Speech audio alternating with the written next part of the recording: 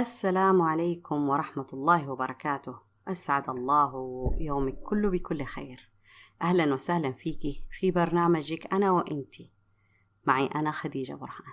أتمنى أنك اليوم تكوني بخير. اليوم راح أكلمك عن موضوع مهم، ممكن هذا الموضوع يشغل بالي ويشغل بالك إنتي كمان. راح نتكلم عن الهدف. ما راح أقول لك الأهداف لأنه كثير مننا مثلا يقول إيش أهدافك في الحياة. أنا ما راح أتكلم عن موضوع الأهداف لأنه هذا موضوع شوية معقد، أو حتى فهمه كمان ما هو سهل. لكن خليني أكلمك اليوم عن شيء مرة مهم اللي هو الهدف. كم مرة أنا وإنتي جلسنا كده مع نفسنا جلسة مصارحة وتكلمنا وقلنا إيش الهدف اللي أنا قاعدة أعيش من أجله، أو ما الهدف الذي أعمل لتحقيقه في الدنيا. طبعا ممكن السؤال بهذا الشكل يكون شوية مربك، لكن حقيقي يعني كم مرة صحيتي كل يوم وسألتي نفسك أنا ليش عايشة الحياة هذه، أو أنا ليش موجودة في هذه الحياة، ما الهدف الذي أعمل لأجله. ممكن دائما نحن نسمع عن الحديث عن الأهداف والكلام عن الأهداف بس يتخصصوا فيه الناس اللي في الجامعة أو في الدراسة أو عندهم مشاريع أو عندهم شيء في الحياة. لكن الحقيقة أنه كلنا عندنا شيء نحققه في هذه الحياة، سواء كان هدف صغير سواء كان هدف كبير، مسألة نسبية. اللي اليوم أنت تشوفيه هدف كبير ممكن يكون صغير بالنسبة لشخص آخر، واللي الهدف اللي تشوفيه أنت صغير اليوم ممكن يكون هدف كبير بالنسبة لشخص آخر. لذلك المسألة أو الكلام في مسألة الهدف أو الأهداف يبغاله موضوعية أكثر. لكن خليني أرجع أنا وإنتي نتكلم عن الهدف. أنا كل يوم أصحى مثلا أسأل نفسي إيش الهدف اللي أنا أعمل لأجله.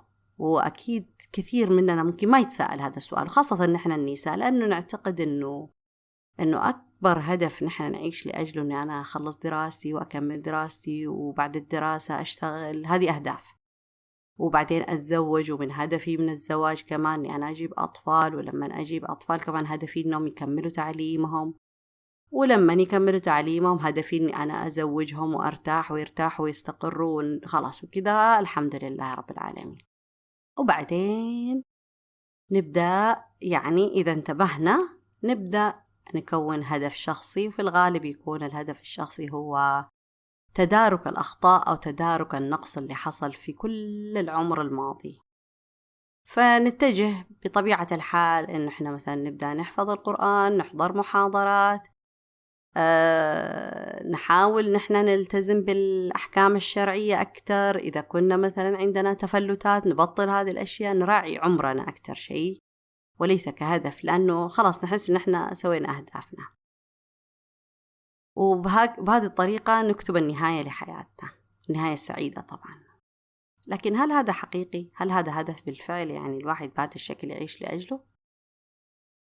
أنا أعتقد أنه هذا مو هدف، هذا يعني أسلوب حياة فقط. يعني لأنه كل الكون كله في مسألة مثلا الزواج والإنجاب وكذا، كل المخلوقات الحية يعني تمارس هذا الشيء. يتبقى إيش مثلا إنه إحنا الدراسة، أكمل دراسي ما أكمل دراسي، ومسألة نسبية كمان، مسألة أكمل دراسي ما أكمل دراستي كمان يعني. فهي مش هدف لهذا وهذا، هي تتعلق بالظروف وبالثقافة وبالنضج وبالوعي وبالوقت اللي احنا نعيشه. يعني إذا كان الوقت اللي يشجع أني أنا أكمل اليوم تعليمي كامرأة أو كفتاة فهذا هيكون كويس. إذا كان الوقت ما يشجع معناها ما هو أهميته كبيرة جدا. والدليل على كذا أنه بعض العائلات تكون مثلا متعلمين لكن ما عندهم أهمية كبيرة، يولوا أهمية كبيرة لمسألة تعليم البنت أو الفتاة. الآن رح أرجع أسألك نفس السؤال، إيش الهدف اللي تعيشي لأجله؟ عشان أساعدك في الإجابة. في الحقيقة أنا رح أساعد نفسي بهذه الإجابة كمان. رح أقول لك ليش ما عندنا إحنا أهداف. نحن تربيتنا ما هي قائمة على الأهداف. نحن النساء آمنا أنه إحنا مهمتنا في الحياة أنه إحنا نولد ونكون لعائلاتنا، وبعدين ندرس إذا قدر لنا الدراسة، ثم نتزوج، ننجب أبنائنا، ثم نربيهم بالشكل اللي طرحته، وهكذا. هذه هي الحياة، هذه حياة المرأة، وقليل اللي تكون عندها أهداف. المرأة في الإسلام أساساً والمرأة في غير الإسلام في الواقع الحالي طبعاً، يعني بعد الوعي والعلم اللي صار عند المرأة، بس خليني أتكلم عن المرأة في الإسلام بصفتنا مسلمات. دائما كان عندها هدف. من يوم ما جاء الإسلام ورفع قدرها ومكانتها وعرفت أنه هي والرجل عند الله سبحانه وتعالى في ميزان الله شيء واحد، قررت أن يكون عندها هدف تعيش من أجله، وقررت أن يكون عندها مسؤوليات ذاتية تتحملها بنفسها بدون ما حد يقول لها هذه مسؤوليتك، وقررت أن يكون عندها خطة وخريطة لحياتها الدنيا التي تسير بها إلى الله سبحانه وتعالى، فجعلت لنفسها هدف. فكان أعظم هدف للمرأة لما جاء الإسلام أنها تتعلم. ولما نقول نتعلم نحن ما نقصد في العلم الآن الواقع الموجود فيه، يعني ما نقلل من قدره، لكن في علم أساسي قبل هذا لازم تتعلم المرأة. قررت أنها تتعلم العلم الذي يعرفها بدينها ويعرفها بمكانتها ويعرفها بمسؤولياتها ويعرفها بما لها وما عليها ويعرفها بمنزلتها في الإسلام. فكانت النساء السلف الصالح يروحوا للنبي صلى الله عليه وسلم يسألوه: لقد سبقنا الرجال إليك بالأجر، وبعدين تقول واحدة أنا وافدة النساء إليك، وهكذا في التاريخ الإسلامي اللي احنا ما نعرفه كثير جدا، وخاصة تاريخ النساء الصالحات أو نساء السلف الصالح. فكانت المرأة تروح تسأل كل هذا السؤال ليش؟ عشان تعرف تضع هدفها بطريقة صحيحة، الهدف اللي تزاحم فيه الرجل.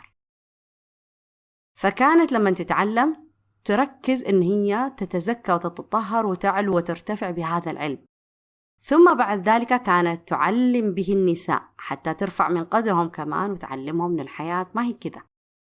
فكانت تقوم بتعليم النساء وتربية أبنائها على هذا العلم، فيشب الجميع والمجتمع كله كان ينشأ وهو يعرف دينه حق المعرفة.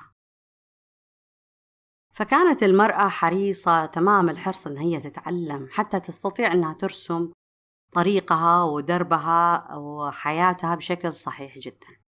وبعد كده صار عندها هدف مهم جدا أنها تنشئ أبنائها التنشئة الصالحة التي يعني يذكرهم بها التاريخ. وكثير من الرجال السلف الصالح ربتهم أمهاتهم، يعني عندنا الشافعي، عندنا ابن تيمية وغيره كثير جدا ربتهم أمهاتهم. طب هدول الأمهات اللي ربوهم عشوائيا ولا عشان المجتمع كذا؟ لا، ربوهم لأنه كان عندهم هدف إنهم ينشئوا أبنائهم تنشئة مختلفة حتى ينفعوا أنفسهم وينفعوا هذه الأمة العظيمة. السلف الصالح كانوا يربوا أبنائهم تربية الخلفاء. تربية الخلفاء يعني التربية القائمة على تحمل المسؤولية الجماعية وليست المسؤولية الفردية. اليوم أنا وإنتي كل يوم لما نصحى الصباح لازم نسأل نفسنا إيش الهدف اللي أنا أعيش لأجله. وعشان أسهل الجواب لهذا السؤال بيني وبينك أو علي وعليكي، خليني أقول لك بعض الاقتراحات. بعض الأحيان رسم الأهداف ما هو سهل، الكلام في الأهداف ممكن سهل، لكن معرفة الهدف اللي من أجله لازم أعيش حياتي وأكرس حياتي وأكرس طاقتي ووقتي، حتى العلم اللي أبغى أتعلمه، حتى الدورات اللي أنا أبغى أخذها، حتى الناس اللي أبغى صاحبهم يكون يخدموا هذا الهدف. هذا الكلام كله ما هو سهل إنه ندركه إلا بفهم أشياء معينة. دائما يقولوا إنه إذا صاحبت الأغنياء تصير غني، لأن الأغنياء يعني مثلا هم بيعلموا الشخص من خلال الصحبة كيف يصير غني. ليش؟ لأنه الأغنياء أصحابهم أغنياء، فبالتالي بالنتيجة أن أنا اليوم راح أصاحب واحدة غنية، معناها أنه أصحابي كلهم راح يكونوا من نفس المستوى وكلامهم حيكون على هذا المستوى، فعقلي حيتحول معاهم في هذا المستوى، فأهدافي كلها في الدنيا راح تصير أني أنا أكون معاهم في هذا المستوى. هذا مثال بسيط جدا. ونفس الشيء ينطبق اليوم. أنا لو أصاحب الناجحات مثلا من النساء في جانب معين، هذه الناجحة الوحيدة أو الناجحة الواحدة من صديقاتي راح تعرفني على من يشبهونها من النساء، فحيكون هذول هم صاحباتي، وبالتالي راح يكون طريقة تفكيري زي طريقة تفكير الناس اللي أنا مصاحبتهم، فحتصير أهدافي لازم تتماشى مع أهدافهم حتى أكون في نفس مستواهم. وعلى هذا دلنا النبي صلى الله عليه وسلم لما قال: مثل الجليس الصالح ومثل الجليس السوء كحامل المسك ونافخ الكير، إلى آخر الحديث. والمثل العام يقول: الصاحب ساحب. فأنا حرجع أقول لك إنه نحدد أهدافنا اليوم بالطريقة هذه. إيش الهدف اللي أسخر حياتي وعلمي وأصحابي وأبنائي وزوجي لأجل تحقيقه؟ ما هو عملية سهلة، لكن نبدأ ببساطة من خلال وضع أهداف بسيطة جدا. ولما أقول أهداف بسيطة أقصد أنه أهداف سهل تحقيقها، أهداف أسبوعية، خلينا نسميها أهداف قصيرة المدى. الأهداف قصيرة المدى معناها أنها لها وقت معين تنتهي منه أو تحققيه. ممكن يكون خلال أسبوع، ممكن يكون خلال 10 أيام، ممكن يكون خلال شهر أو شهرين بالكثير. هذه أهداف قصيرة المدى. ومميزات أن أنا اليوم لما أختار هدف قصير المدى أني لازم يكون الهدف سهل تحقيقه.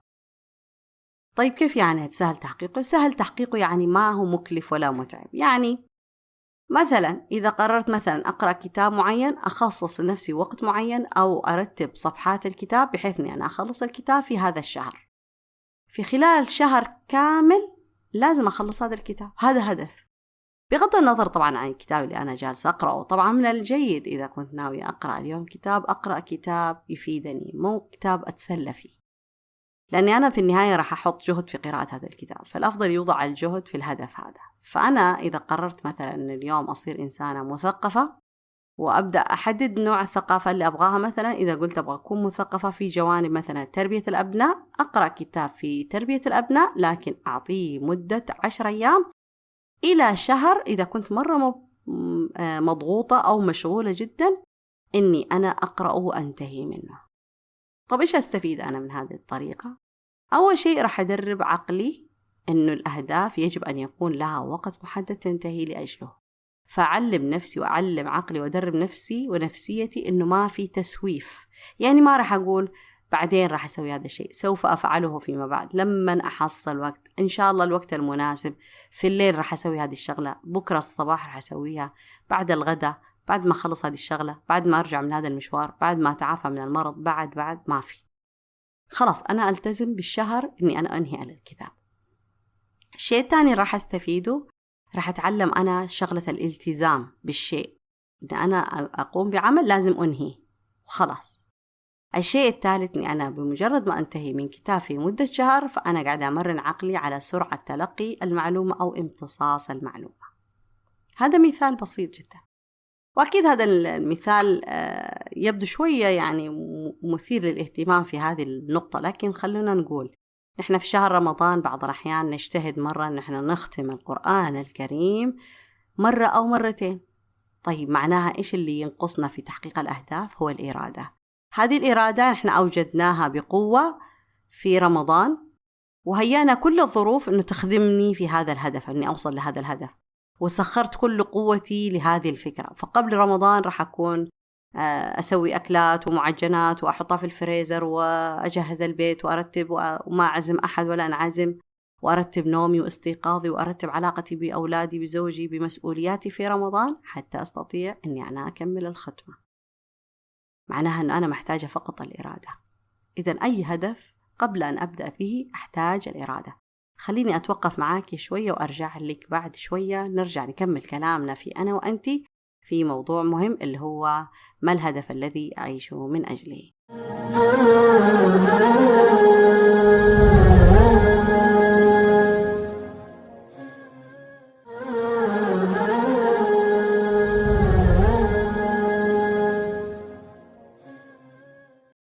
رجعنا بعد الفاصل نكمل كلامنا عن الأهداف. طيب رجعنا، احنا كنا وقفنا عند موضوع الإرادة، فالإرادة هي اللي تصنع الهدف.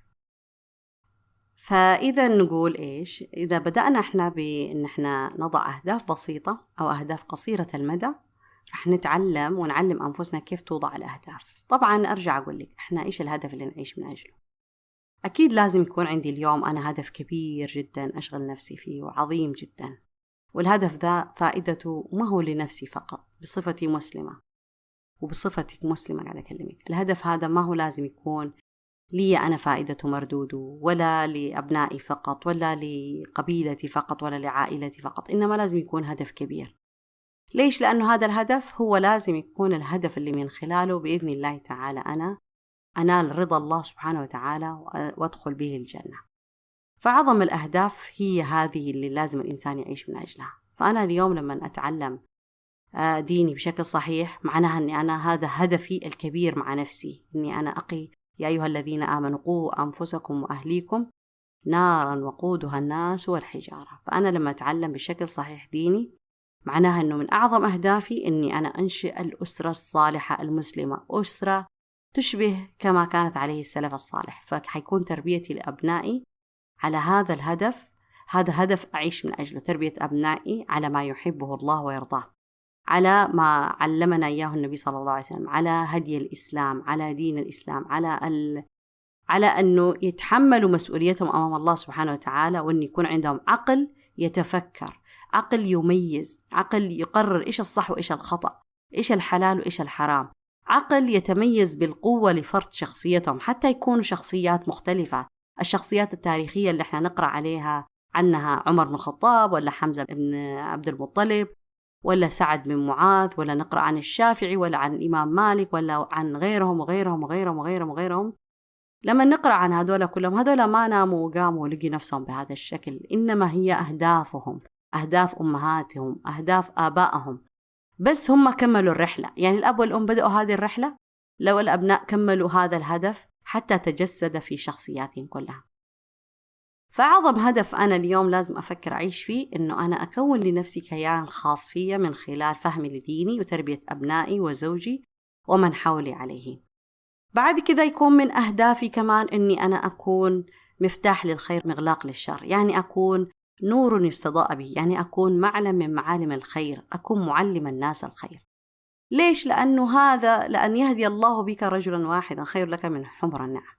هذا هدف في الدنيا الواحد يقدر يسويه ويشوف أثره ويقدر يشوف نتيجته في الآخرة بإذن الله تعالى. فهذه أعظم الأهداف الباقية.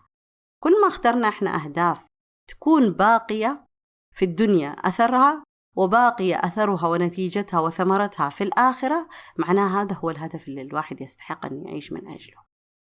لكن اليوم لو أنا اخترت أهداف دنيوية سوف تبقى في الدنيا وتنتهي في الدنيا، وأنا أرحل والهدف رح يموت، ما حد رح ينتبه له ولا حد يرعاه.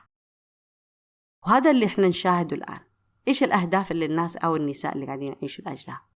مع الأسف الشديد يعني والله شيء يحزن. يعني أنا ما ألوم النساء، أكيد أنتي ما تلوميهم، وإحنا ما نلوم أحد، لأنه إحنا في تربيتنا كنساء ما تلقينا هذه الفكرة أن نحن نجعل لأنفسنا قيمة من خلال الأهداف اللي إحنا نعيش من أجلها.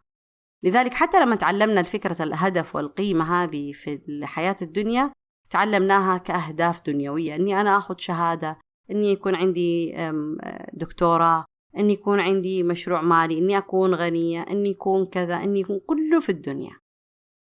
فاليوم أحتاج أنا أراجع نفسي وأستثمر في نفسي وأضع أهداف مع نفسي أول شيء، وبعد كده أختار الأهداف الثانية بناء على الهدف العظيم. وأحب أذكر نفسي كمان مرة ثانية، أقول كل ما اخترنا هدف يكون تأثيره علي أنا وعلى أبنائي وعلى أمتي العظيمة، الأمة الكبيرة، وعلى أهلي وجماعتي، معناها أنه أنا الهدف هذا راح أخذه معايا كنتيجة للآخرة بإذن الله تعالى. ليش؟ لأنه هذه الأهداف دائما الواحد يحتاج يشتغل عليها، دائما يحتاج أنه يتعلم ويكمل النقص هنا، ويصحح الخطأ الذي يحدث هنا، ويجرب هنا، ويتحارب هنا، ويضيق عليه هنا. فكل هذه المضايقات والتشكيك، خاصة لما تيجي في تشكيك في عقيدتنا، في سلوكنا، في التزامنا بديننا، هذا يخلينا نحن نتعلم زيادة. كل ما تعلمنا زيادة تقوى شخصيتنا، كل ما تقوى شخصيتنا نصير نساء متميزات، نساء مؤثرات، نساء لا ينساهن التاريخ، نساء يقدروا يضعوا أثر في حياتهم. نحن ممكن بعض الأحيان يجيبون لنا أمثلة، يقولوا مثلا ماري كوري، يعني امرأة كانت عمياء صماء بكمة لكنها قدرت أنها تصنع أو تؤلف اللي هو لغة الصم والبكم. هذا شيء جيد، هذا دليل أن الإنسان يجعل نفسه قيمة من خلال الهدف فقط، مو أكثر من كده. وأولى الناس بأنهم يضعوا قيمة لنفسهم من خلال الأهداف هو نحن المسلمات، لأن نحن نحمل بين جناحينا ديننا العظيم، نحمل تعاليم ديننا، نظام ديننا، نحمل القيمة العليا اللي أعطانا إياها الله سبحانه وتعالى من خلال تكريمنا نحن كنساء ورفع مكانتنا ومنزلتنا في الدنيا، سواء كنا أمهات، سواء كانوا أخوات، سواء كان زوجات، سواء كان جدات، سواء إيش ما تكون، المرأة مكرمة وتكريمها عظيم جدا في الإسلام.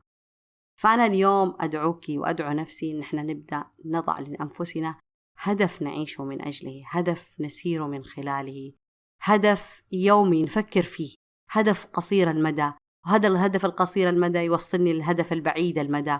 كل مرة أجعل نفسي هدف مدته شهر، مدته أسبوعين، كل ما أخلص هدف أدخل في هدف ثاني يشبه الهدف الأول الذي حققته وأنجزته ونجحت فيه، وبكذا راح يكون عندي لوحة مكتملة الأركان أو ملونة بألوان جميلة جدا وواضحة تماما بالنسبة لي. بهذه الطريقة راح تتضح عندي الهدف الذي أعيش لأجله. أسأل الله سبحانه وتعالى أن يستعملنا دائما فيما يحب ويرضى، وأن يجعل لنا دائما هاديا من أنفسنا يدلنا على الأهداف التي يحبها ويرضاها ونعمل من أجلها ومن أجل رفعة أمتنا. حتى لقائنا القادم، أتركك في حفظ الله ورعايته، في أمان الله.